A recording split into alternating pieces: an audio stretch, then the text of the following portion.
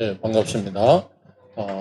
오늘도 모두 날씨 속에 주님을 예배하기 위해 나오신 우리 모든 성도님들, 또 사정상 각처에서 이 시간을 기억하며 예배드리는 모든 성도님들 주의 이름으로 환영하고 축복합니다. 찬양대 주악에 맞춰서 묵상으로 기도드리도록 하겠습니다.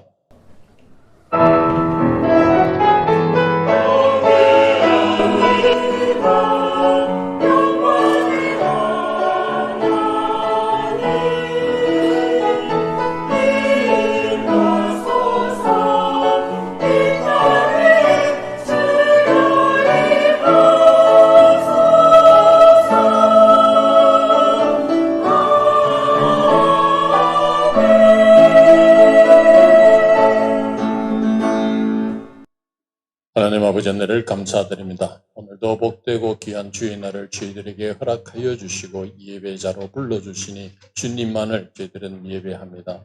저희들의 드리는 이 모든 예배를 주 홀로 영광받아 주시옵소서. 주님, 많은 비가 예보되어져 있습니다. 아버지 곳곳에서 물난리가 일어나지 않도록 주님께서 함께해 주시고 우리 성도들의 삶을 항상 지켜 인도하여 주시옵소서. 오늘도 주의 말씀을 듣습니다. 그저 우리가 듣는 말씀이 아니라 우리의 영혼을 깨우는 귀한 말씀 되게 하여 주시고 그 말씀을 통하여 우리의 삶이 주님께로 더욱더 가까이 나아가는 그러한 믿음 되게 인도하여 주시옵소서. 우리 주 예수님 이름으로 기도드렸습니다. 아멘. 다 같이 찬송드리겠습니다. 찬송가 202장 하나님 아버지 주신 책은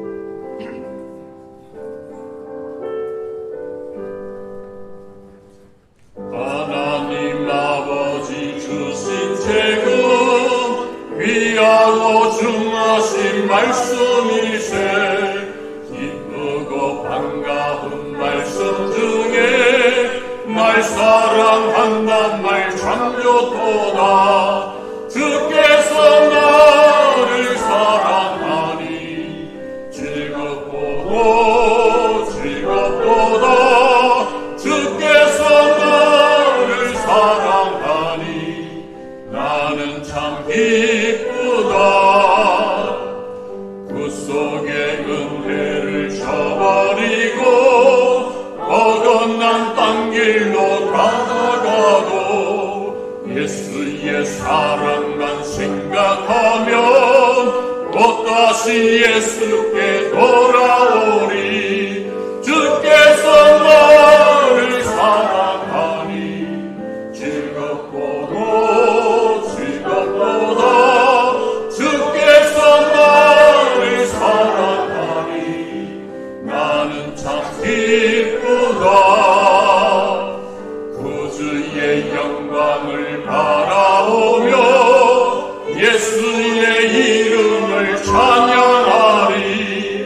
영원히 찬양할 나의 노래 예수의 이름이 귀하도다.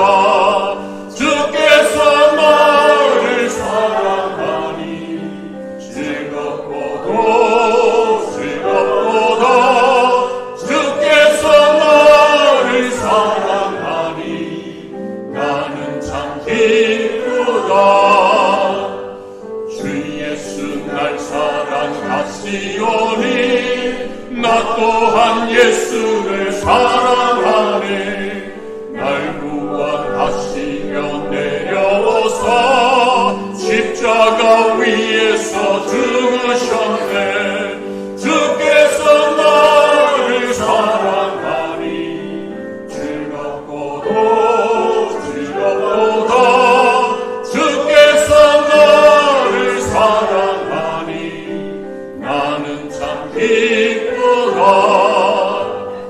주 예수 날 사랑하시오니 마귀가 놀라서 물러가네.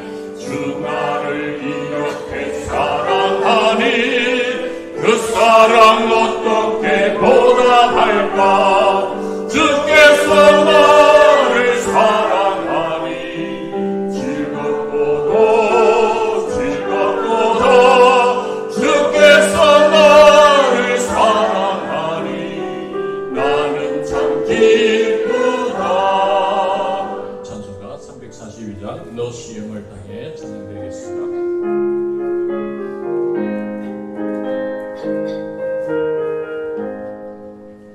너 시험을 당해 죄 짓지 말고 너 용기를 다해 꽃물리시라 너 시험을 이겨 새 힘을 얻고 주 예수를 믿어 늘 승리하라 우리 구주의 힘과 그의 위로를 빌라 주님 내 편에 서서 항상 도우시리 내 친구를 삼가 잘 선택하고 너 은행을 삼가 늘 조심하라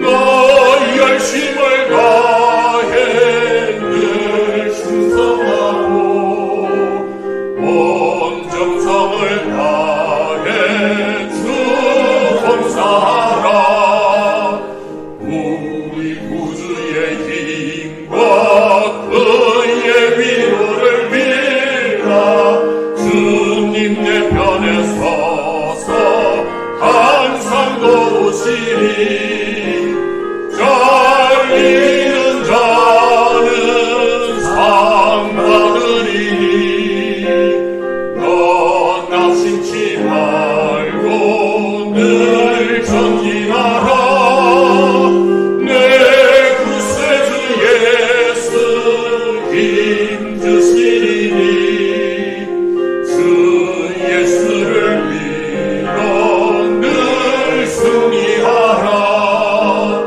우리 구주의 힘과 그의 위로를 빌라 주님 내 편에 서서 항상 도우시리 다 같이 자리에 일어나셔서 예수 우리 왕의 찬양 올려드리겠습니다.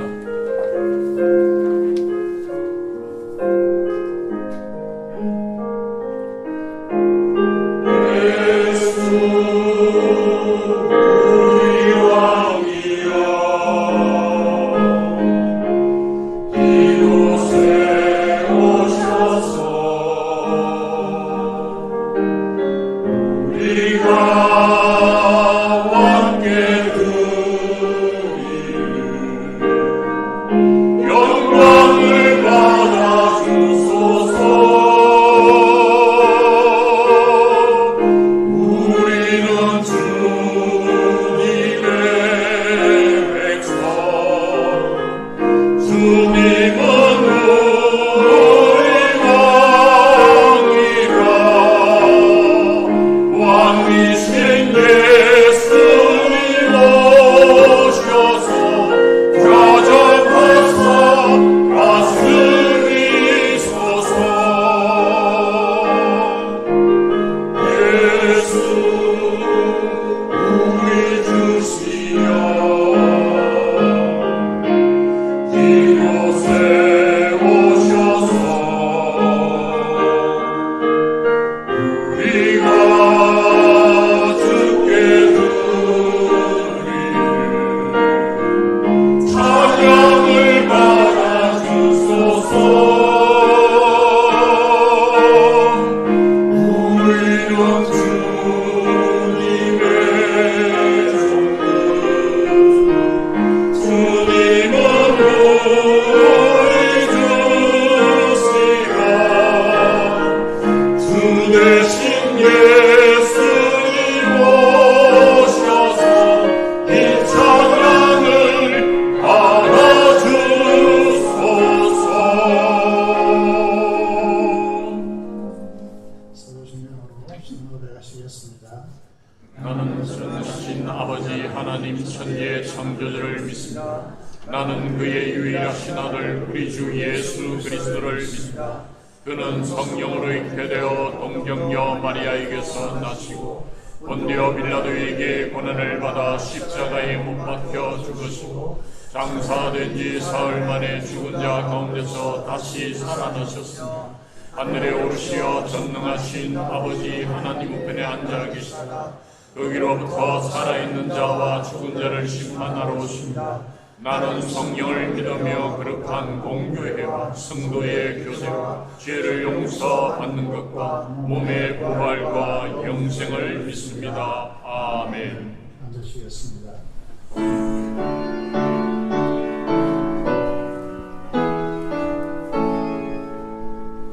큰 영화로신 주 이곳에 오셔서 이거인 자들과 주 백성 삼으사 그 중에 항상 계시고 그 중에 항상 계시고 큰 영광 나타내소서.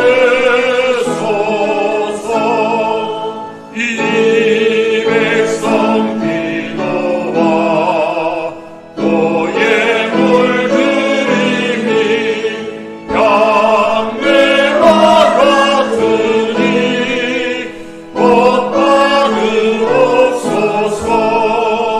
주 예수 크신 복음을 주 예수 크신 복음을 한 백성 듣게 하소서.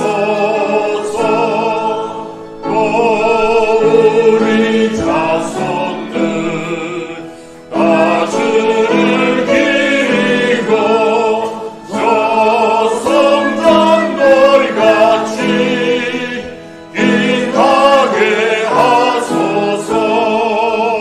주 구원하신 능력을 주 구원하신 능력을 늘 끝날까지 주소서.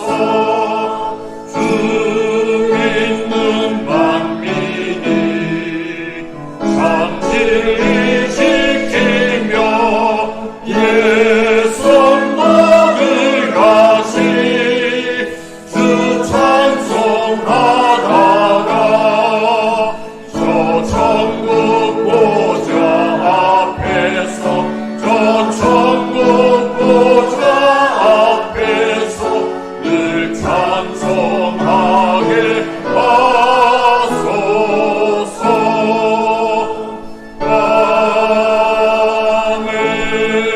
아멘. 함께 기도드리겠습니다. 거룩하신 하나님 아버지, 세상에서 택하여 주님의 소유가 된 우리를 그리스도인으로 사시게 하시고 우리를 묵상과 기도로 하나님의 영광 돌릴 수 있는 은혜의 시간입니다.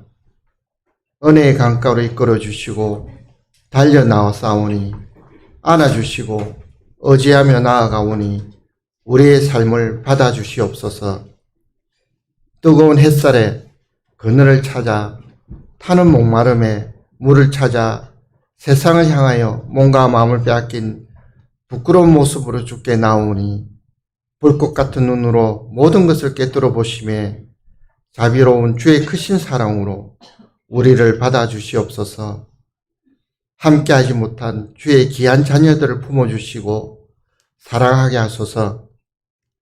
하나님의 아픈 손가락인 우리를 하나님이 부르신 가정과 교회와 세상에서 거룩함으로 교제의 시작인 묵상의 자리와 교제의 절정인 예배의 자리를 지키게 하시옵소서. 흠이 없고 거룩한 주의 모습을 담아가기를 소원합니다. 나무가 모여 숲을 이루고 별이 모여 은하수를 이루듯 하나하나가 모여서 온전하신 하나님이 주인 되신 모습으로 나라와 민족으로 회복되게 하시옵소서. 이 민족과 국가를 사랑하시기에 한마음 되게 하소서. 고요한 아침의 나라를 주님 능력의 손으로 어루만져 주시옵소서. 지난 6년부의 여름 성경학교와 청소년부의 하루기 수련회를 붙잡아 주시고 준비한 프로그램과 진행을 주시며 경배와 찬양을 드리며 수고하신 교육자님과 부장과 교사들에게 성령으로 충만한 은혜를 내려주시고 다가오는 청년부의 총회 수련회를 위하여 집회를 인도하시는 교육자와 실행팀을 말씀으로 무장하여 지혜와 명철을 주시어 행정과 운영을 성실하게 잘 섬길 수 있도록 보호하여 주시옵소서. 다음 세대가 주님을 만나 주의 귀한 자녀로 삶을 누리는 은혜의 자녀가 되기를 원합니다. 폭염의 날씨가 하루하루가 이어지고 있습니다. 연약하고 약한 노종과 아픔으로 몸과 마음으로 힘든 개개인의 성도들을 전능하신 능력으로 몸과 영혼이 힘을 얻는 생수의 강으로 이끌어 주시옵소서. 선택하신 주의 교회의 비전센터의 건축을 위하여 기도합니다. 알맞은 날씨와 환경을 주시고 부족한 모든 영역의 손길을 아시기에 부족함 없이 채워주시고 거룩함으로 교회의 아름다움을 나타내게 하시옵소서. 오늘도 예배 가운데 임하신 우리를 위하여 수고하시는 귀한 손과 발을 지켜주시고 성기는 지체들을 해같이 빛나게 하시며 밤에 빛난 별들이 될 줄 믿습니다. 가슴으로 느낄 수 있도록 찬양을 주는 찬양단과 찬양대를 한없이 축복하소서. 눈을 열어주시고 귀로 듣게 하시며 느낄 수 있는 심장으로 무장시키는 목사님을 능력의 말씀으로 성령으로 충만케 하시며 영육의 평강을 기원합니다. 재건 부산교회 경배와 찬양을 드리오니 받아주시옵소서. 거룩하신 예수님의 이름으로 기도합니다. 아멘.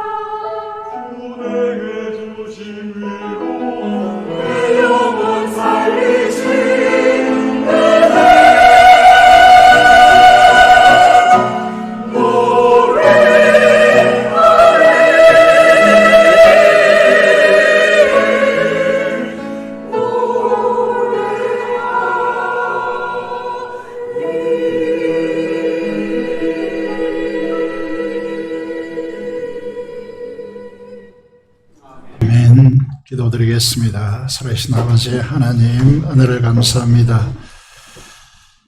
이 무더운 여름철에 버티고 있는 날씨 속에서도 우리 연로한 성도님들과 사랑하는 성도들을 지켜주시고 이 자리에 나와서 하나님 앞에 예배하게 하심을 감사드립니다.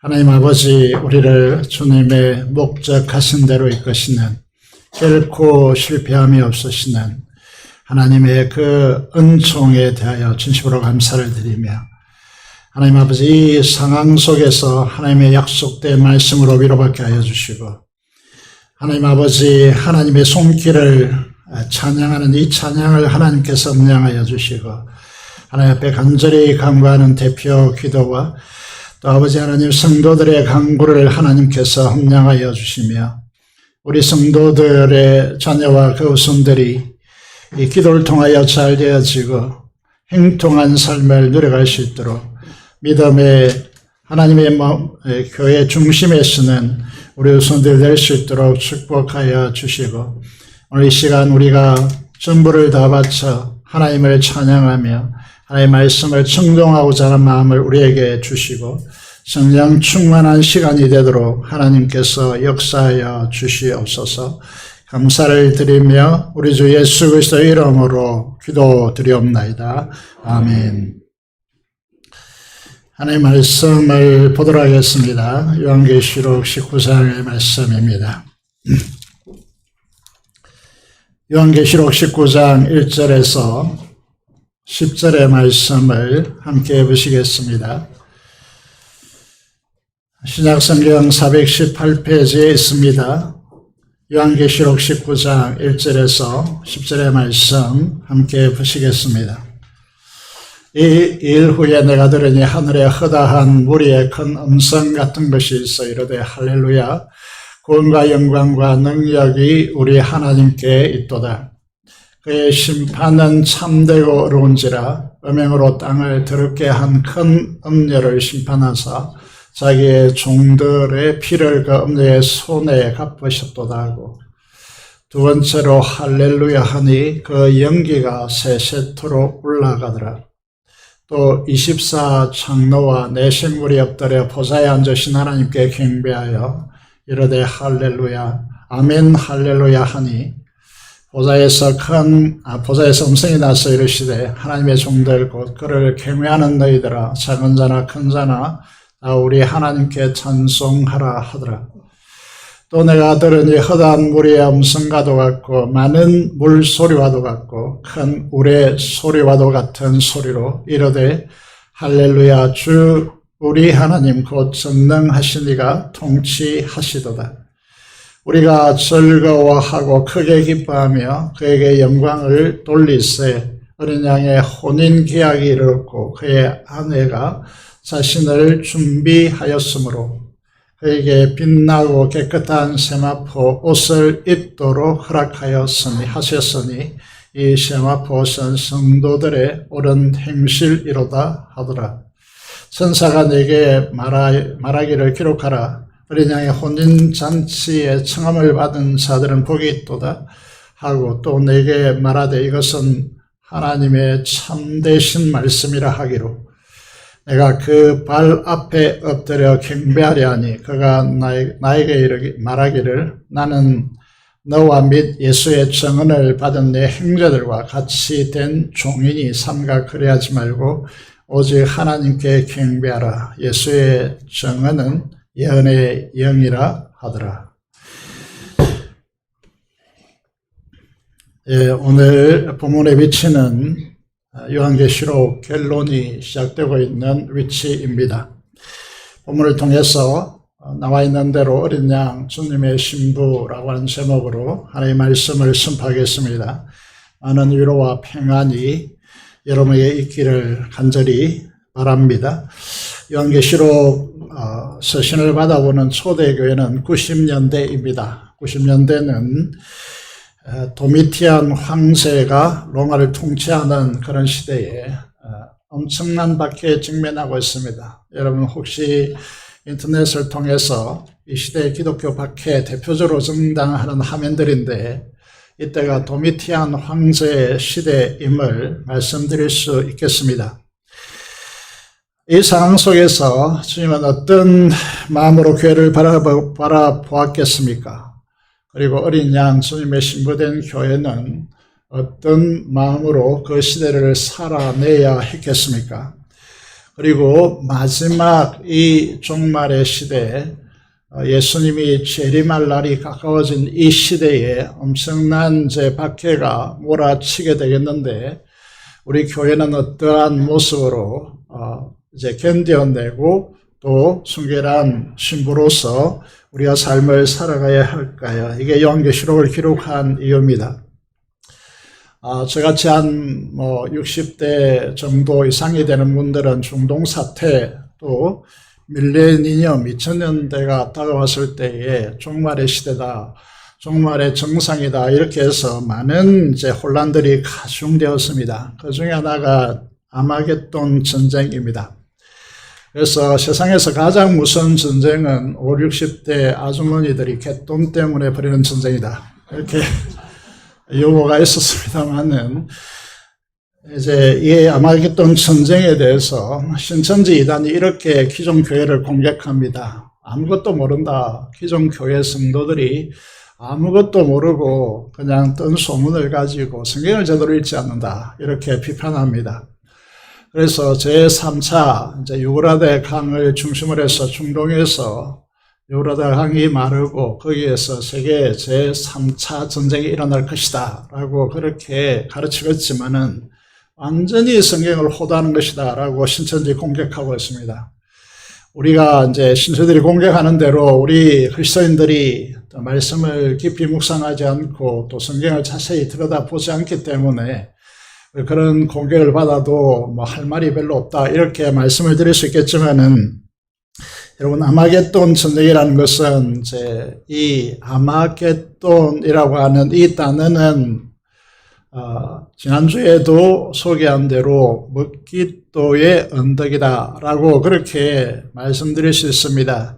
이스라엘에서 먹깃도 이러면 이곳에서 가장 많은 전쟁이 일어났고요. 그 전략 지역이기 때문에 전쟁이 이제 그 이집트를 이제 그 중동이나 또 유럽이나 이런 곳에서 이제 제국을 형성하면 반드시 입절을 치기 때문에 이걸 통과해야 하는 가장 중요한 요새이라고 말씀드릴 수 있습니다.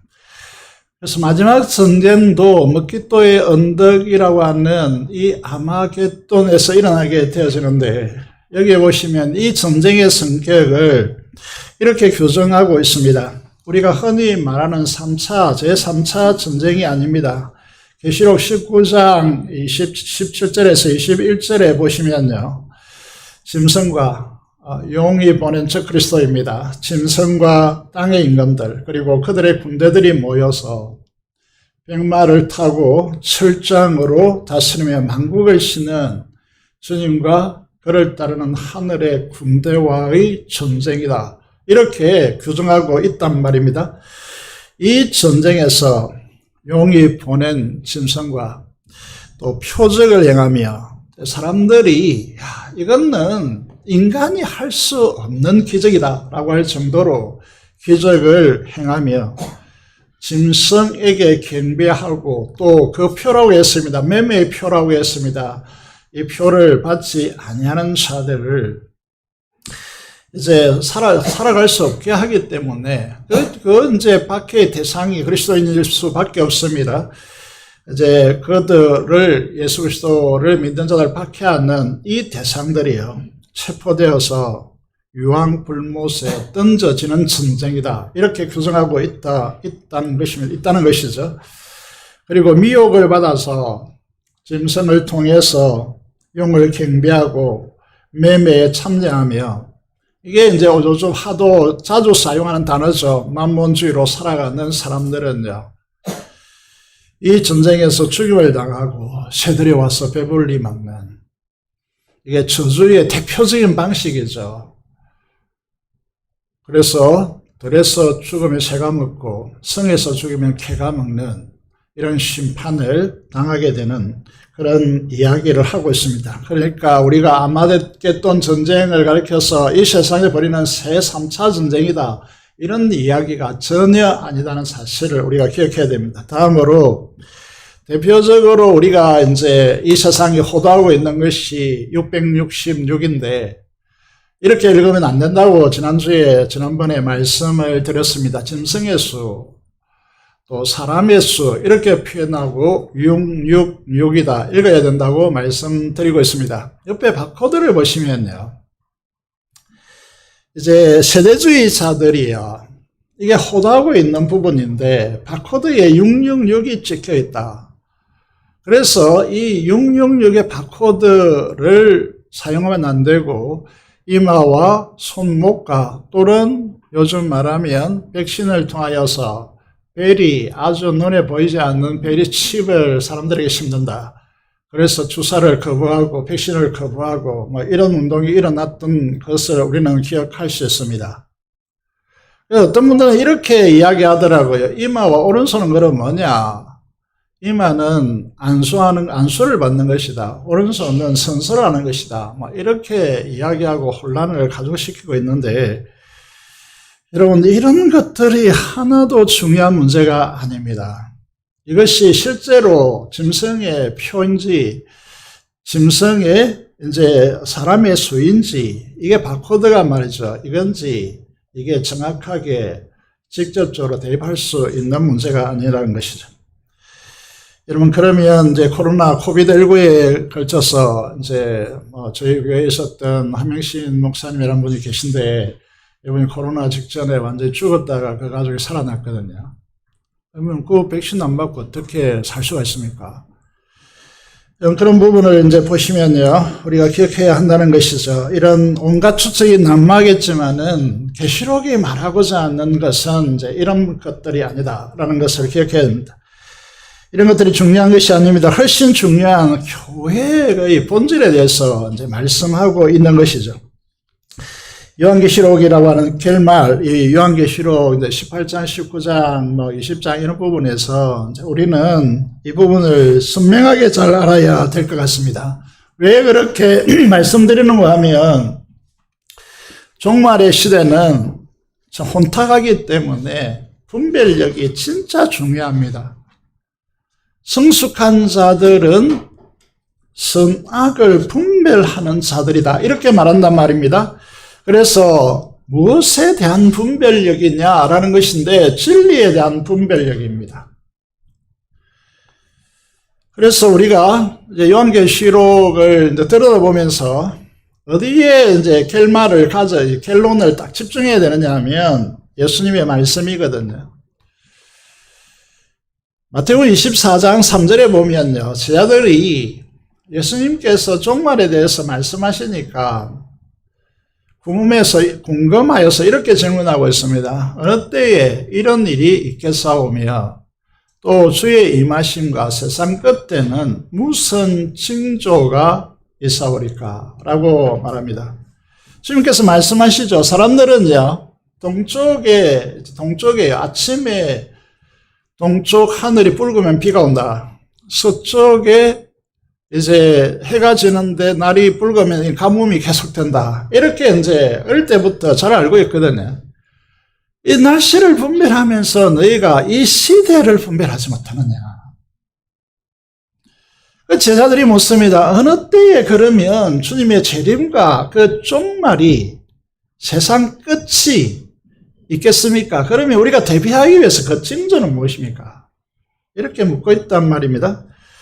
주님께서 그에 대해서 어떻게 말씀하고 있습니까? 첫째는 글씨가 잘 보이지 않는데 많은 사람들이 예수 그리스도의 이름으로 와서 나는 그리스도다 하여 미혹하겠지만은 미혹되지 말라라고 말씀하고 있습니다.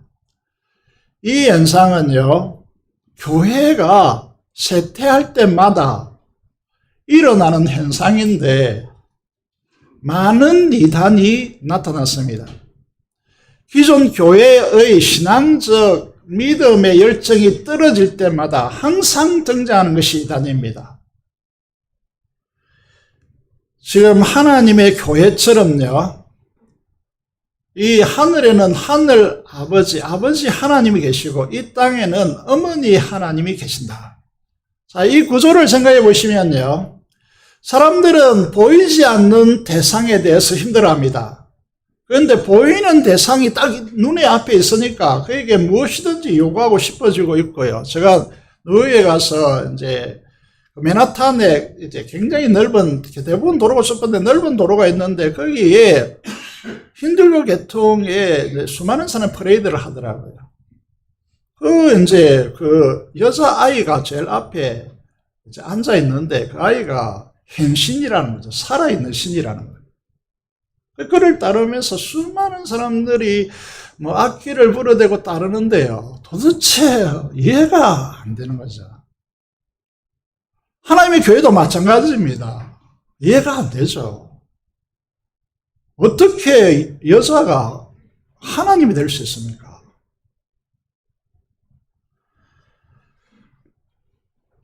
신천지처럼요, 어떻게 합니까? 교수가 보혜사 성령이라고 말합니다. 그래서 요한계시록을 풀 자는 자기밖에 없다고 말합니다. 그를 따르라고, 내가 말하는 것이 진실이라고 이렇게 주장하는 것이죠. 그래서 이런 이야기들에 넘어가지 말라는 것입니다. 여러분, 이 기존 교회가 신앙이 떨어질 때마다 항상 이단이 등장하여서 오늘 신천지가 얼마나 정치적으로 문화적으로 문제가 되었는지 잘 알고 있을 것으로 보입니다. 둘째로 종말 현상에 나타나는 현상은 마태복음 24장 6절 7절의 말씀을 보시면 전쟁의 소문, 저희 나이대 되시는 분들은 2000년대 가까이 오면서 1900년대 이제 후반부에 세상의 평화가 가능하다고 믿었습니다. 전쟁은 이제 더 이상 일어나지 않을 것이라고 믿었습니다. 21세기 환경 속에 무슨 전쟁 이렇게 했는데 성경은 그렇게 말하지 않았거든요. 난리와 난리의 소문을 네가 들을 것이다. 민족주의가 부활할 것이라고 하는 사실은 꿈에도 생각하지 못했습니다. 저희들이 대학생 시절에요. 그런데 현재 지금 지구촌이 어떻게 돌아가고 있는 것입니까? 그리고 첫째에 기근과 지진이 있으리라 라고 말씀하고 있습니다. 여러분, 이 상황 속에서요, 우리가 세계를 이제 깨뚫고 봐야 되는 문제가, 이런 현상이 생기면 이걸 이제 우리가 요한계시록을 읽어왔는데, 요한계시록의 7 나팔의 심판을 한번 자세히 여러분 들여다보시면요, 지구, 땅과 바다와 하늘이 3분의 1씩 계속 깨어집니다. 그리고 사람이 3분의 1이 죽어나갑니다. 여러분, 코로나, 코비드 이런 소문이 떠돌았죠. 지금 여러분 이름을 들면 알 수 있는 그 사람과 세계의 부자죠. 그리고 정말 이게 학술단체가 합해서 인구, 이제 지구촌에 제한된 환경 속에서 이 많은 사람 살기가 힘들다. 3분의 1을 줄이자. 그래서 코로나가 시작됐다. 이렇게 보도되기도 했죠. 여러분, 이게 이렇게 가서 추구하는 목표가 뭐냐면 자국의 이익을 추구하는 것이죠. 부를 독점하고자 하는 것이고, 이런 상황 속에서 계속해서 자원의 결핍이 일어나기 때문에요. 그래서 나라마다 경쟁하고 자국의 부를 이런 이제 환경 속에서 뱉어나가고, 이 환경 속에서 자기들만의 안녕과 부를 축적하여 살아남겠다라고 하는 방식을 쓰기 때문에 여러분, 매매권을 독점하고요, 관세 전쟁을 벌이고요, 그리고 자국 이익을 축적하고자 하는 이런 구조가 계속해서 등장하게 된다는 거죠. 그럼 이것은 어떤 결과를 가져오느냐 하면, 잘 보이지 않는데, 십자가 없이 영광은 없다. 십자가 없는 영광은 없다라고 하는 것이 그리스도의 이제 중심된 진리죠. 이 세계적인 상황은 로마 시대 때 도미티안 황제 시대도 마찬가지로 말세지만 이 끝지점에 위치해 있는 저와 여러분들이 이 교회가 말이죠. 그리스도를 주로 섬기고 영혼 구원과 하나님의 통치를 가져오는 사랑을 실천해야 하고 십자가의 그리스도인으로서 구원과 사랑을 펼쳐야 될 주는 자의 삶을 살아가야 할 그리스도인과 완벽하게 이 가치관이 대치된단 말이죠. 모든 제국이 그랬고 로마도 그랬고 지금 앞으로 이제 존재하는 모든 국가들도 마찬가지겠지만은 세상의 의도가 주도하게 될 이제 이 현상은 무엇이겠습니까? 착취와 축적으로 안녕과 부를 추구하는 걸림돌이 누굽니까? 그리스도인입니다. 교회단 말입니다. 이 구조를 보시면 핍박과 박해가 다가올 수밖에 없는 구조를 가지고 있다는 것입니다. 제가 이제 코로나 코비드 집합 금지 명령을 어겨가지고 재판을 받았습니다. 재판을 받아서 그 재판 현장에서 판사, 검사 있고 묻더라고요. 그 앞에 그리고는 하는 말이 말을 할수록 불리하니 한마디도 하지 말라 하더라고요. 그런 게 어디 있습니까? 그래서 제가 이제 보니까 목사는 저밖에 없어요. 그래서 스님들은 왜 없고 신부들은 왜 없습니까? 물었습니다. 제가 알기로는 저번 토요일에 천주교 500명 모였고 이런 이야기 다 듣고 있는데 왜 목사밖에 없나요? 라고 물으니까 판사가 하는 말이 그거는 제가 상관할 바가 아닙니다. 당신이 여기 잡혀왔으니 자신을 재판할 뿐입니다. 이렇게 말했습니다. 여러분, 이제 우리가 기억해야 될 것이 세상의 구조와 그 속에 거하고 있는 우리가 살아가야 할 그리스도인들이 우리가 가지고 있는 이런 방식으로 대응할 수 있을까라고 하는 이제 부분을 가지고 주님께서 교회에 대해서 요한계시록을 통해서 말씀하고 있는 것입니다. 여러분, 주님은 이런 관점을 가지고 이제 우리가 사복음서를 잘 보아야 될 것이 주님께서 이렇게 말씀하셨습니다. 부자는 천국에 들어가기가 낙타가 바늘 끼어 들어가는 것보다 더 힘들다. 그렇게 말씀하셨단 말입니다. 그러면 이 부분을 생각해 보셔야 될 것이 여기서 말하는 부자는 누구냐라는 것인데 여러분 재산이 10조 있고 1조 있고 그런 것에 대해서 이야기하는 것이 아닙니다. 이 이야기는 무슨 이야기죠? 이 이야기는 무슨 말입니까?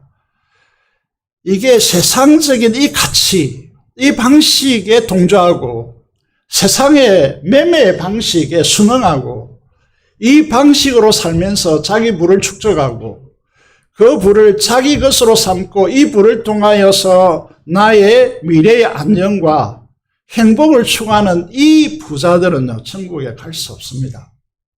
단언하고 있단 말입니다. 요한계시록은 이 부분을 분명히 하고 있습니다. 세상은 주님의 진리의 말씀을 따르는 자들을 먹잇감으로 삼습니다. 예를 들어서 이런 이야기를 할 수 있죠. 여러분들이 교회 다니면서 말입니다. 아무리 악해도 예수를 믿지 아니하는 자들보다 악할 수는 없습니다. 그들을 짓밟고 그들을 완전히 뭉개고 그들을 위해 짓밟고 올라서는 이 짓을 그리스도인들은 할 수가 없는 자들이죠. 할 수가 없는 사람들입니다. 그래서 이거를 교묘하게 이용해 먹는다는 것은요, 악중의 악이거든요. 그래서 세상은 그리스도인들을 짓밟습니다. 짓밟아도 선이 있거든요. 아무리 짓밟아도 이 사람은 나에게 어떻게 보복적 정신을 가지고 나를 완전히 짓밟을 수 없는 대상들이기 때문에 먹잇감으로 삼는다는 것입니다. 이 세상 한가운데 그리스도인으로 산다는 것 자체가 고난이고 고통이기 때문에 주님으로부터 위로가 필요한 것이죠. 주님의 위로가 오늘 찬양대의 찬양처럼요. 주님의 위로가 필요한 것입니다. 그래서 우리가 그리스도인들은 특히 그런 측면에서 이 세상에서 기업하고 사업하고 이 세상에 영향을 줄 수 있는 위치에 있는 크리스찬들은 특히 조심해야 됩니다. 특히 철저히 믿음으로 깨어 있어야 합니다. 더 이상 세상의 취해로 안 됩니다. 만약에 여러분들이 말씀의 방식으로 신앙적 양심을 가지고 사업을 하거나 직장에 영향력을 행사하거나 혹은 여러분이 어떤 일을 하려고 하면요, 세상적 방식으로 불가능하다 이 말입니다. 여러분들은 다 실패할 수밖에 없습니다. 그래서 우리는 말씀의 방식, 지혜의 방식, 하나님께서 개입하시는 방식을 써야 한다는 것이죠. 그것이 믿음의 방식입니다.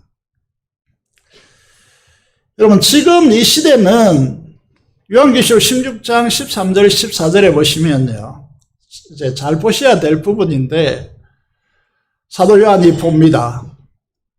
봄에 개구리 같은 새 더러운 영이 용의 입과 사탄입니다. 짐승의 입과 적 그리스도입니다. 그리고 이 세상에 진짜 같지만은 표적을 행하는, 기적을 행하는 사람들이지만 거짓된 거짓 선지자들이 있습니다. 이들의 입에서 같은 영이 역사하고 있단 말입니다. 그럼 그것이 개구리 같은 영이다 이렇게 됐습니다. 개구리 아십니까?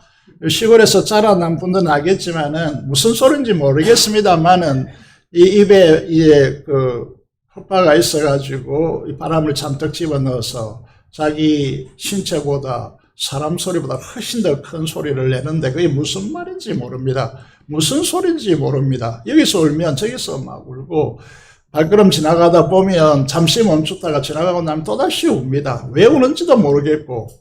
근데 이 말씀을 이렇게 하는 이유는요, 짐승의 입과 거짓 선지자의 입에서 나오니 그들은 귀신의 영이다. 이적을 행하여 원처나 왕들에게 가서 왕들이 굴복할 수밖에 없을 정도의 이적을 행합니다. 그래서 이 거짓 선지자들이 막 이적을 행한다. 이전에 보시니까 할렐루야 기도원인가 그게 손으로 이 신체에 넣어서 그 함덩이를 끄집어냈다. 이런 이야기들 수두룩한데요. 이런 이제 이적을 행하여서 이 왕들도 굴복할 수밖에 없는, 그래서 자기 희화에 이제 끌어들이고 하나님과 전능하신 이의 큰 날에 있을 전쟁을 위하여 그들을 모으리라. 3차 전쟁은요, 아마겟돈 전쟁은요, 여러분 세상이 주도하는 것이 아닙니다.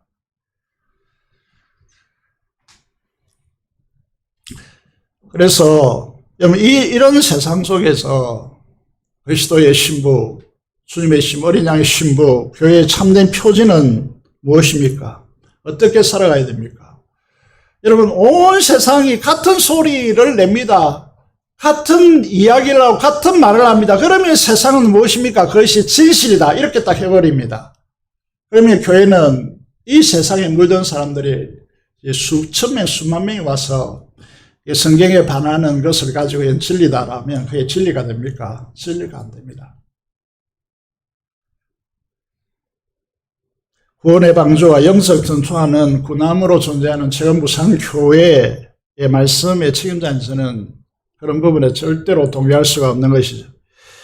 그리스도인들은 인생과 이 역사의 결말을 이미 알고 이 땅을 살아가는 사람들입니다. 왜 요한계시록 1도로 만듭니까? 왜 주님께서 종말의 현상을 뚜렷하게 우리에게 말씀하십니까?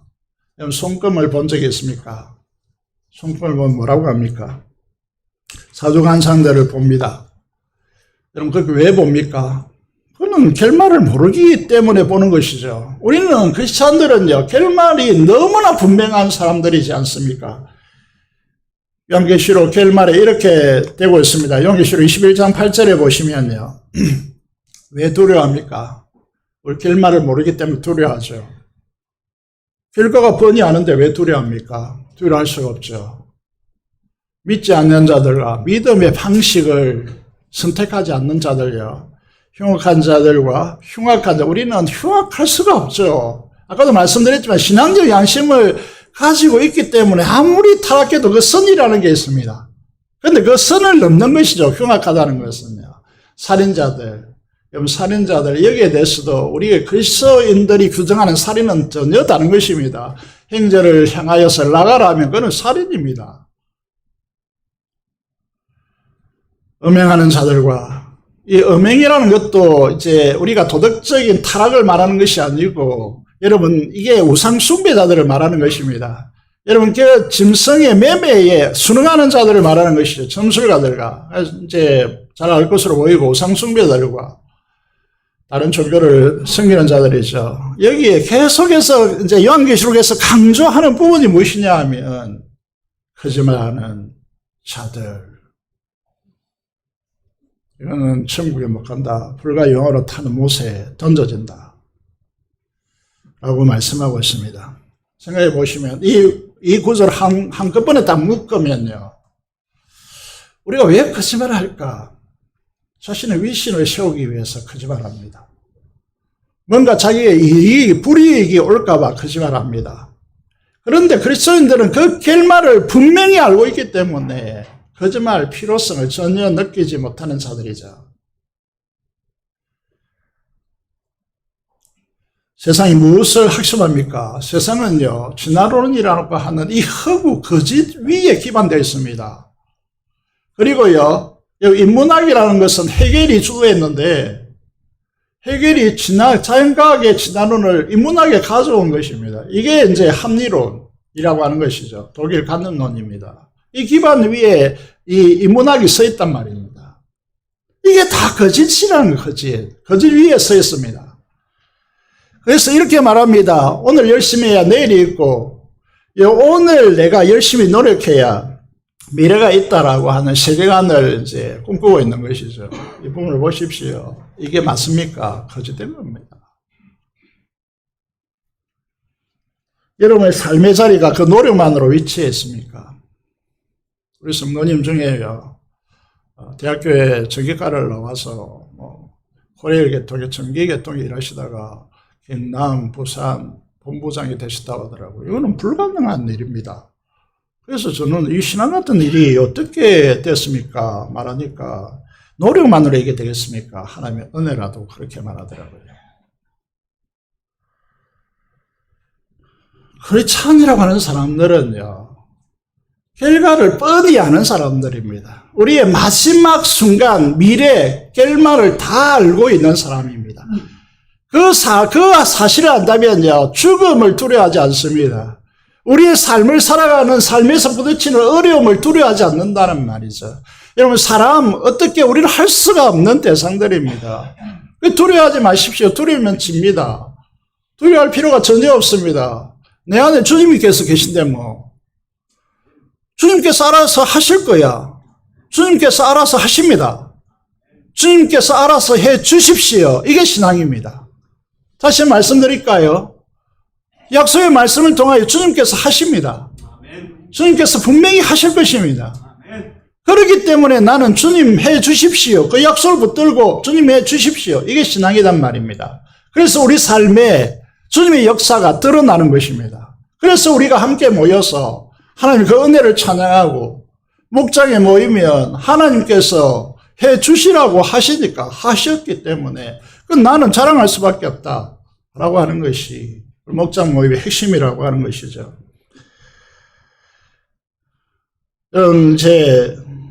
저도 그렇겠지만 여러분도 이 자리에 있는 것이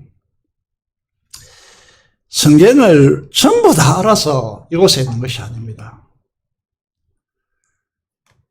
여러분, 많은 분들이 한 말씀 때문에 그 말씀이 수련회나 또 예배 때나 어떤 한때에 하나님께서 그 말씀으로 우리의 인격과 우리 자신을 완전히 사로잡아서 그 수많은 말씀이 있지만 그거는 다 사이드고요. 그 말씀이 나를 사로잡기 때문에 대부분 이 자리에 있는 것이죠. 그 중에 한 말씀이 요한복음 14장 6절입니다.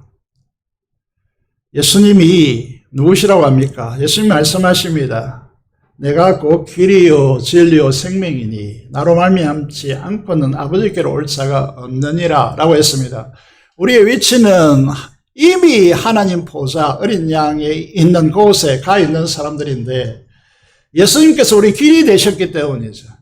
여러분, 예수님께서는 어떤 길을 했습니까? 우리 인간은 땅이라고 하는 이 3차원 공간에서 땅을 딛고 살아가는 존재입니다. 비행기 날아도 땅에 결국 내려옵니다. 제가 산에 등반을 싫어하는 것이 어릴 때 하도 소문이라고 산에 많이 올라가가지고 가다가 내려온데 왜 등반하냐 이런 이야기를 제가 했지 않습니까?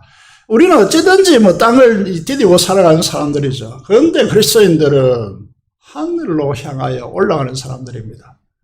주님께서 하늘에서 내려오셨습니다.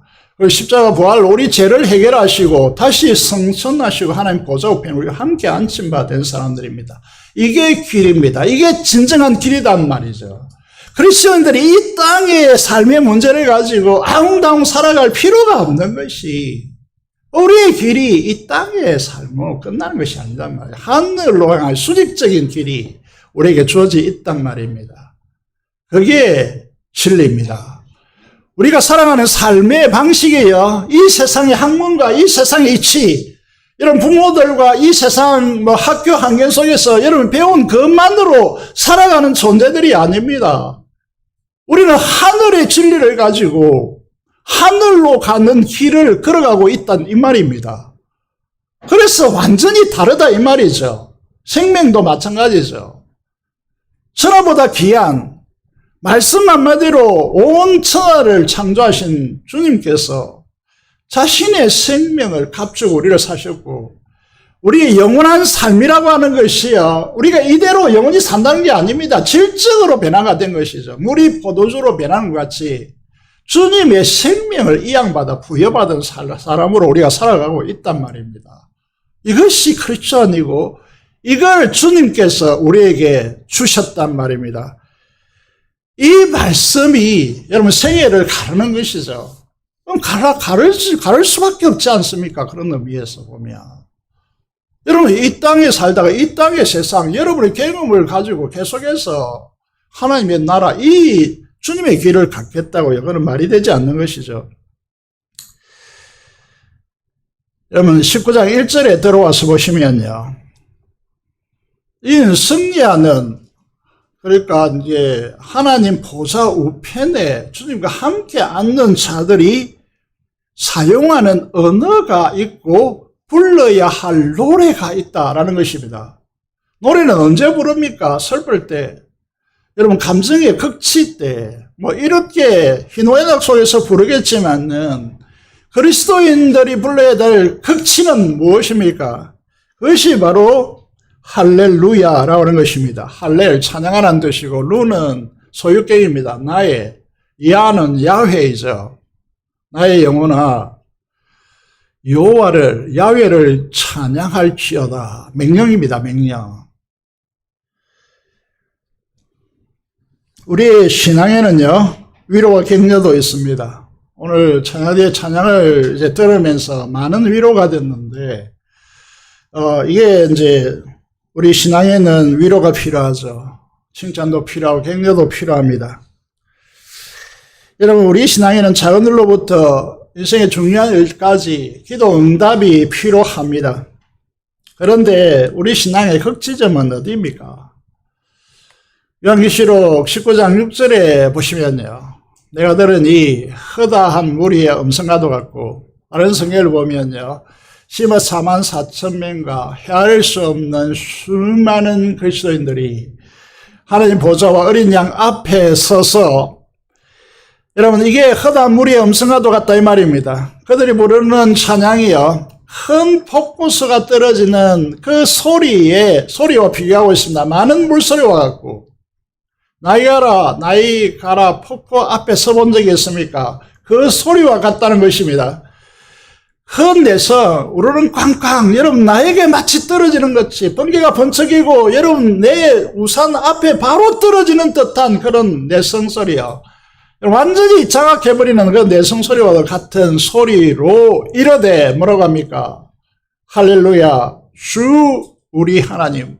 이 한 단어 주라고 하는 이 고백을 하는 순간, 여러분 이 당시에 요한계시록을 읽는 그리스도인들의 눈물이 주르르 흘렀습니다. 왜 그렇습니까? 로마 황제밖에 우리에겐 주가 없다. 다른 주를 인정하는 사람, 이 세상에 로마 체계 안에 살릴 수 없다. 그 때문에 수많은 그리스도인이 순교를 당했고 수많은 성도들이 카타콤에 숨어들을 거야. 수많은 사람들이 밤에 등불을 밝히는 기름을 부어서 불태워지는 그런 상황에 직면해 있는 그들에게 여러분 이 죽음을 넘어서서 천상을 바라보게 하시고 거기에 보시면 할렐루야 주 우리 하나님이라고 하는 이 이야기를 들을 때야 여러분 이게 이렇게 하죠. 뭐 소스름이 일어나고 머리 털이 쭈삣쭈삣 솟는 그런 감격이 우리에게 당연히 성경을 읽는 분들은 이쯤에 와서 읽으면 일어나야 이게 정상적인 그리스도인이다 라고 말씀드릴 수 있습니다. 우리 최고의 찬양은 무엇입니까? 핸델의 메시아처럼요. 곧 전능하신 이가 통치하시도다 라고 하는 이 찬양을 부를 때 우리는 감격의 눈물이 쏟아지고 우리의 전율이 일어나고요. 여러분 이 모든 신앙의 최고의 정점이라는 사실을 우리에게 보여줍니다. 이 정점 속에 성경 결론으로 나아가고 있는데 7절 이하에 뭐를 말하고 있습니까? 어린 양의 신부가 준비되고 있다. 이게 우리 신앙이 추구해야 될 궁극적인 목표입니다. 7절의 말씀을 보시겠습니다. 여러분 성경을 잘 보셔야 되는 부분이 주님의 신부로서 빛나고 깨끗한 세마포 옷을 입어야 한다라고 되어 있습니다. 옷은요, 이 시대에 어떻게 이제 인지되는가 하면 신분에 걸맞는 자격을 말하고 있는 것입니다. 빛나고 깨끗한 세마포 흰 옷은요, 신부의 자격을 말하는 것입니다. 이 세마포 옷은 무엇입니까? 8절의 말씀을 보시면요, 이렇게 되어 있습니다. 뭐라고 되어 있습니까? 성도들의 옳은 행실이다. 이랬단 말입니다. 지금까지 여러분들 어떻게 듣고 왔느냐 하면 복음주의자들이 어떻게 가르쳤는가 하면 십자가의 피만을 강조했습니다. 옳은 행실이라고 하는 이 부분을 강조해버렸단 말입니다. 이 부분이 오기까지 이게 무슨 말인지 알기 위해서요. 7장을 잠시 보시겠습니다. 18장에 이제 이렇게 심판하실 것이다 이렇게 되어 있고요. 세상은 반드시 심판 나갑니다. 7장 13절 14절에 보시면요. 이게 어린 양의 신부들이 도대체 누구냐? 흰옷 입은 자들인데 이들은 큰 환난에서 나오는 자들인데 어린 양의 피에 그 옷을 씻어 희게 하였느니라 라고 되어 있습니다. 이런 두 가지가 딱 겹쳐 있는데 하나는 그리스도인 때문에 세상에 박해받는 자들로서 큰 환난에서 나오는 자들이다 라고 되어 있습니다. 여러분 오늘 우리 그리스도인들은 교회가 어떻게 가르친고 하면 하나님을 믿으면 어려움도 없고 고난도 없고 이제 모두 다 행통하고 평안하고 잘 된다 이렇게 했는데 여러분 오늘 요한계시록 결론의 말씀을 보시면요. 교회가 무엇인지를 보여주시는 부분에 보시면요. 예수 그리스도의 십자가의 피로 구속받아서 여러분 이 세상이 주는 박해 가운데 큰 환난 가운데 나오는 자들이다 라고 말씀하고 있습니다. 완전히 이제 이건 교회들이 어떻게 잘못 가르치고 있는지 보여주는 것이죠. 14장을 가보겠습니다. 왜 7장 14장을 말씀드리고 있다고 했습니까? 7 나팔 재앙이 이제 7 인을 떼는 가운데 6번째 인을 떼고 난 뒤에 잠시 멈춰서 교회란 무엇인지 보여주고 있고 7 나팔 재앙이 실행되는 가운데 6째 나팔 재앙이 실행되고 난 뒤에 7째 마지막 재앙이 실행되기 전에 멈추어서 교회의 진면목을 보여주고 있단 말입니다. 이것이 요한계시록 14장의 내용입니다. 이 사람들은 교회를 말합니다. 음녀, 여자와 더불어 더럽히지 아니하고 여러분 세상에 세속화되면 안 됩니다. 순결한 자라. 여러분이 무슨 이유로 무엇을 따라 그렇게 살고 있습니까? 여기 보시면요. 어린 양이 어디로 인도하든지 따라가는 자며, 여러분이 결정하고 어디로 행동하고 어디로 간 것이 어린 양이 인도하는 대로 따르는 것입니까? 사람 가운데서 속량함을 받아 여러분들은 이 세상에 그 어느 누구에도 속할 수 없습니다. 왜냐하면 하나님께서 어린 양의 생명, 예수 그리스도의 생명의 대가를 지불하고 하나님의 것으로 샀기 때문에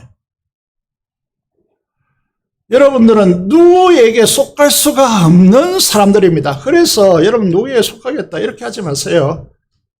그 다음에 문구를 작아서 읽겠습니다. 처음 익은 열매로 하나님과 어린 양에게 속한 자들이다 라고 했습니다. 처음 익은 열매는 무엇인가 하면 부활입니다. 고린도전서 15장 20절의 말씀을 보시면 예수 그리스도께서 잠자는 자들의 첫 열매가 되셨다라고 말씀하고 있습니다. 다시 말하면 죄가 사망의 권세 아래서 사망이 죄로 왕노릇하던 얽매임에서 우리를 완전히 벗어나게 해서 하나님의 의가 생명 안에서 왕노릇하는 지혜 법권지대로 우리를 옮겨 놓았습니다. 그래서 우리는 죽음의 권세 앞에 무릎 꿇는 사람이 아니란 말이죠. 그렇기 때문에 그 다음에 중요한 말이 계속해서 이 문구가 요한계시록에 등장하고 있습니다. 그것이 무엇이냐 하면 그 입에 무엇이 없다고 합니까? 거짓말이 없다. 다시 강조합니다. 그리스도인들은 거짓말이 있을 수 없다. 거짓말하는 분들은 싹수가 노랗다. 거짓말 필요성을 전혀 못 느끼는 이유는 그럼 사람들이 자신을 어떻게 바라볼까 혹은 내가 어떤 일을 추구하는 데 있어서 그 사람을 속이고 그것을 추구하기 위한 것이죠. 그럴 필요가 전혀 없는 사람들이다. 이렇게 말씀하고 있습니다. 그래서 계시록 마지막 부분에서요. 다음 화면을 넘어보겠습니다. 20장 4절의 말씀을 보시면 사도 요한이 내가 보좌들을 본다. 거기 앉은 자들이 있어 심판하는 권세를 받았고요. 또 내가 보니 예수를 청언함과 하나님의 말씀 때문에 목배임을 당한 자들의 영혼들과 삶과 죽음을 초월해 있는 그리스도인들입니다.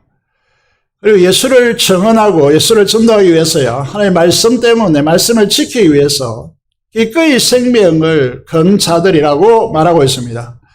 그리고 이 세상에 지금 자본주의 21세기의 마지막 시대에서 진짜 시금석이 되는 네가 진짜 그리스도인이 아니냐를 드러내는 가장 중요한 표식이 무엇입니까?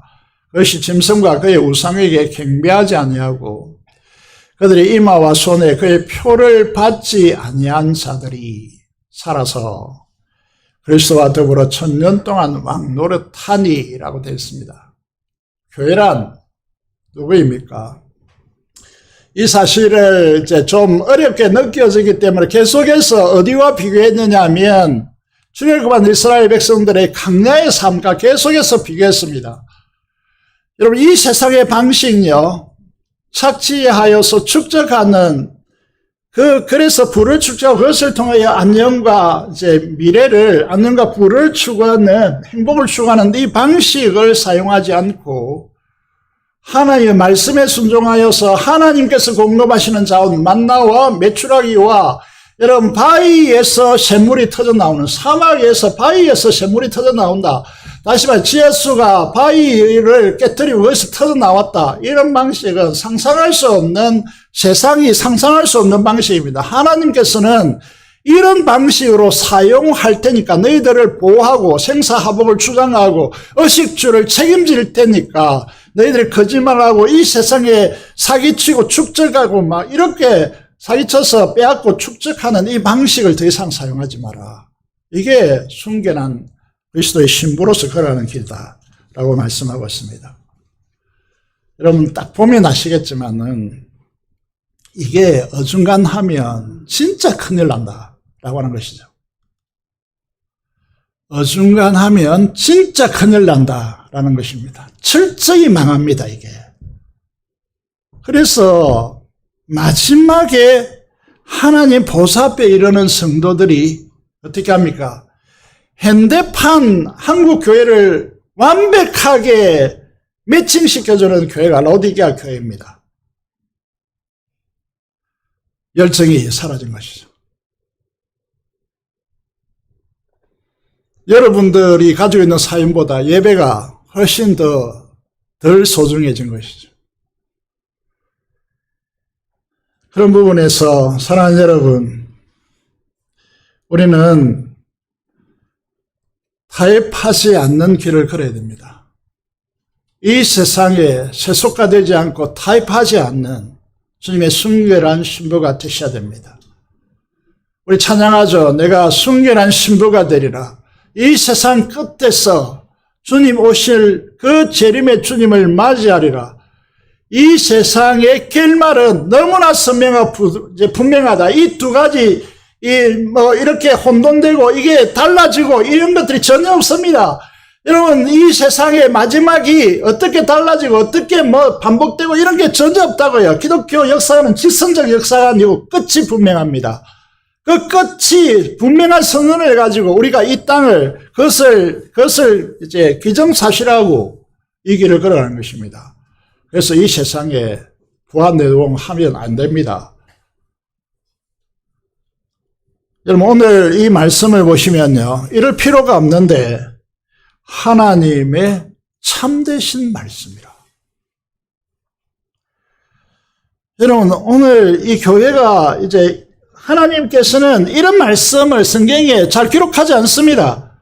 그런데 우리의 가장 중요한 말씀이 무엇이냐라고 할 때요, 그것은 우리의 옳은 행실로 그리스도와 연합하고 주님이 내 안에 계시고 내가 주님 안에 거하는 포도나무와 가지처럼요 우리가 살아가는 것입니다. 그래서 이 이후로 여러분들이 이 세상에 누구를 만나든지 어떤 상황에 처했든지 간에 내 안에 나의 신랑 되신 예수 그리스도 안에 있고 내가 예수 그리스도 안에 있고 예수님이 내 안에 계신데 라고 하는 이 뿌듯함과 이제 자긍심을 가지고 살아야 됩니다. 그리고 여러분 여러분 오늘 대통령의 아들이 어떻고 저떻고 이렇게 이야기하잖아요. 그러면 그게 무슨 말이냐 하면 예수 그리스도의 신부된 우리가 이 세상에서 어떻게 살아야 하느냐라고 하는 문제입니다. 그래서 네가 그리스도인으로서, 이 말은 그리스도의 신부로서 옳은 행실로 드레스를 입어야 되는데 네가 왜 그렇게 살아가느냐 이 말이죠. 그래서 오늘 한국 교회가 십자가로 구원받는다 맞습니다. 그런데 신부로서 우리가 주님 앞에 연합되는 데 있어서 가장 중요한 것은 무엇이라고 했습니까? 옳은 행실이라고 했습니다.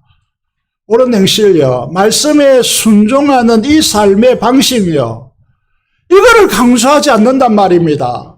이거를 강조하면 율법주의, 오늘 오후에도 말씀드린 율법주의와 이것과는 완전히 다른 문제입니다. 그래서 여러분 힘들지만은 어렵지만은 우리가 그것에 못 미치지만은 기도로서 성령 충만함을 입고 우리가 가지고 있는 최선을 다 바쳐서 최고의 하나님께 드리고자 하는 이 마음을 가지고 살아가는 주님 앞에 선 신부가 되는 마지막 날에 보여질 것입니다. 와, 정말 교회에서 큰 소리 치고 이랬는데 왜 안 보이지? 여러분, 신성종 교수라고 하는 분이 있었는데 제가 대학교 1학년 때 돌아가니까 신약 개론해가지고 신약 성경을 공부하는 베이스에 대한 글을 쓴 분인데, 이분이 이제 교수직을 정년 퇴임하고 이제 선교사를 가야 되겠다라고 해가지고 준비하는 과정에서 세상에서 흔히 표현하는 죽었단 말입니다. 일주일 동안 죽었는데 이 세상에서 죽었다 그렇게 생각합니다. 일주일인지 뭐 며칠인지 모르겠지만, 그래서 이분이 천국에 가가지고 경험을 하고, 이분이 감정이 세상에 떠들썩하게 했단 말이죠. 다른 사람들이 뭐 이렇게 했으면 이게 주목하지 않을 텐데 신학자단 말이에요. 그가 죽어가지고 천국에 가보니까 세상에서 막 이름 있는 자들 어떤 위치에 있는 거 보니까 안 보인단 말이에요. 하나의 예화이겠지만 진실인지 모르겠지만은요, 우리가 이 세상에서 뭐 희한찬란하게 뭐 저 교회 정말 좋은 교회다 뭐 이렇게 이야기하겠지만은 진실이 뭐냐, 실제가 뭐냐. 여러분도 마찬가지입니다. 장로님이고 헌사님이고 집사님이고 뭐 성도고 이렇게 이름하고 있겠지만은요, 여러분 우리 양심이 다 알고 있지 않습니까? 우리 자신이 어떤 모습인지. 그 때문에 때로는 이 앞에서 눈물 짓고 기도하지만은요, 우리가 특히 그리스도의 신부로서 거짓말하지 않는 이 한 가지에 정말 우리가 진실되게 살아가는 그리스도인이 되어지기를 간절히 소망합니다. 기도를 드리겠습니다. 주를 보시고 하나님 앞에 기도하겠습니다. 어린 양 혼인잔치에 참여하는 신부로 합당한 행실을 갖추고 주님 앞에 신부로, 어린 양의 혼인잔치에 신부로 참여하여서 주님과 연합되는 행복을 누릴 수 있도록 도와주시고, 민족봉화와 통합하시는 선교사를 위해서 한음성으로 기도하겠습니다. 살아계신 아버지 하나님, 은혜를 감사합니다. 오늘도 우리를 불러주셔서 어린 양의 혼인잔치에 참여하는 합당한 신부들로 설 수 있도록 도와주시옵소서. 이 세상을 모르기 때문에 그렇게 살겠지만은 우리는 정말 결말을 너무나 잘 알고 있는 그리스도의 성도, 그리스도의 신부, 하나님 백성답게 우리가 살아갈 수 있는 은혜가 있게 하여 주시옵소서. 민족복음과 통일파트너 선교사를 위하여 기도합니다. 하나님 이 지역을 복음화시켜 주시고 우리 교회 학교가 부흥되게 하여 주시며 피없는 통일하락 하여 주시고 파트너 선교사를 통하여 일하여 주시옵소서. 감사를 드리며 우리 주 예수 그리스도의 이름으로 기도드리옵나이다. 아멘. 찬송가 516장 찬송 드리면서 준비한 대로 음하도록 하겠습니다.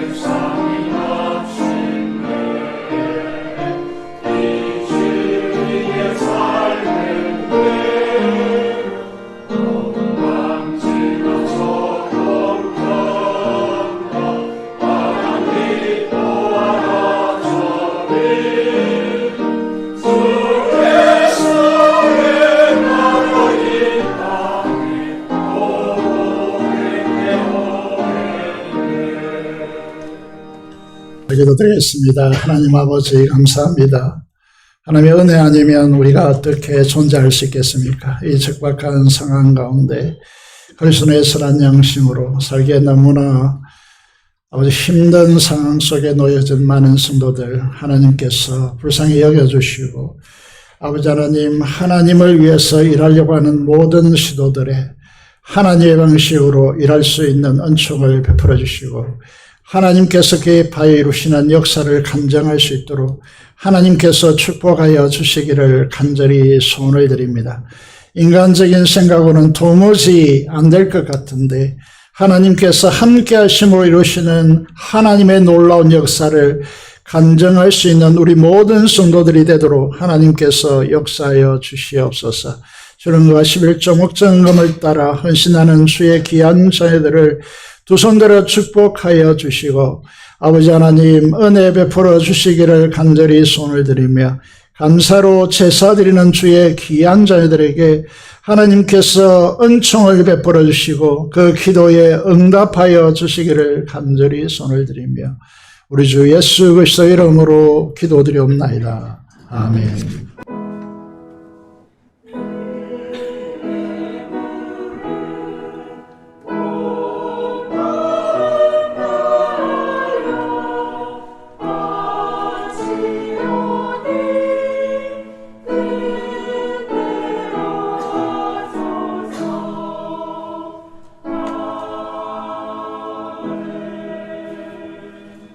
소식을 보시겠습니다. 오늘 오후 찬양예배는 모든 세대 예배로 시범적으로 이제 가지게 되었습니다.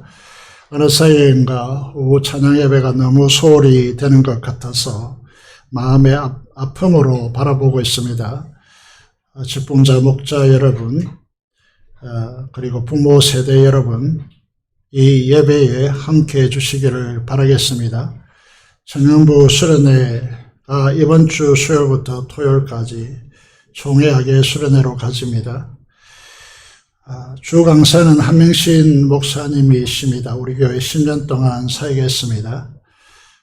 이번에 가장 많은 청년들이 사전 등록을 했다고 제가 들었습니다. 많은 은혜의 현장이 되도록 기도해 주시면 감사하겠습니다. 재직회가 있습니다. 비전센터 공사를 위해서 오늘도 건축 헌금을 많은 분들이 했겠지만은 몇 주 전에 300만 원까지 이제 총알이 떨어져 있었습니다. 여러분 관심 가지시고 함께 해주시기 바라고 이제 자세히 소개를 해 놓았습니다.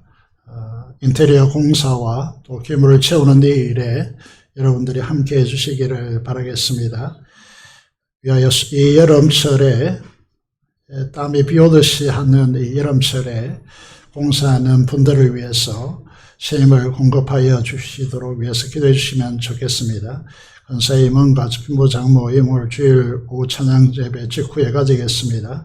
성성교 헌신 예배가 8월 마지막 주일에 가집니다. 80주년 강복절 감사 예배가 노예 전체 예배로 15일 오후 2시에 드리고 우리에게는 8월 17일에 강복절 감사 예배로 목회 계획사항 나와 있습니다. 계시 마켓 그동안 협력해 주신 모든 분들에게 감사를 드리고 8월 17일부로 이제 종결하도록 하겠습니다. 그 소식을 보겠습니다. 정영훈 강도사님 공사를 하다가 손가락 다쳐서 수술을 하고 제일병원에 입원 치료받고 있습니다. 이제 신경이 손상되지 않고 또 힘줄이 80% 손상되었는데 잘 수술을 해서 치료 중에 있습니다.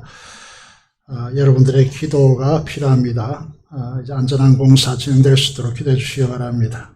박정숙 집사님 버스 안에서 넘어져서 이제 손목 골절상을 입었고 수술을 해서 치료 과정에 있었고 이번 주에 퇴원하게 되어집니다. 위해서 기도해 주시기 바라고 임선조 권사님 감기 폐렴 증상이라고 이제 적었는데 폐렴까지는 가지 않았다고 합니다. 위해서 기도해 주시고 조숙자 권사님도 감기로 심한 감기로 입원했습니다.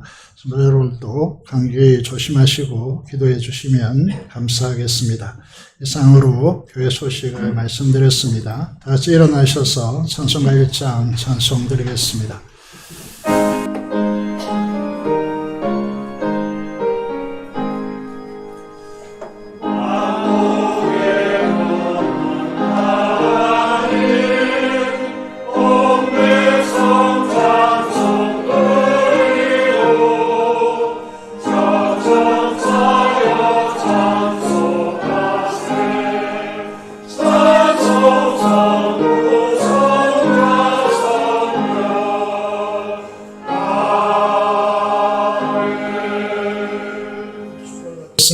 지금 우리 주 예수 그리스도의 은혜와 하나님 아버지의 무한하신 사랑하심과 성령교통 충만 감화감동하심이 어린 양 주님의 신부로서 순결함과 합당한 행실을 가지고 주님 앞에 떳떳하고 기쁨으로 서기를 소원하는 사랑하는 성도들의 심령과 가정과 생업터전 위에 지금부터 영원토록 함께 하시기를 축원합니다. 아멘.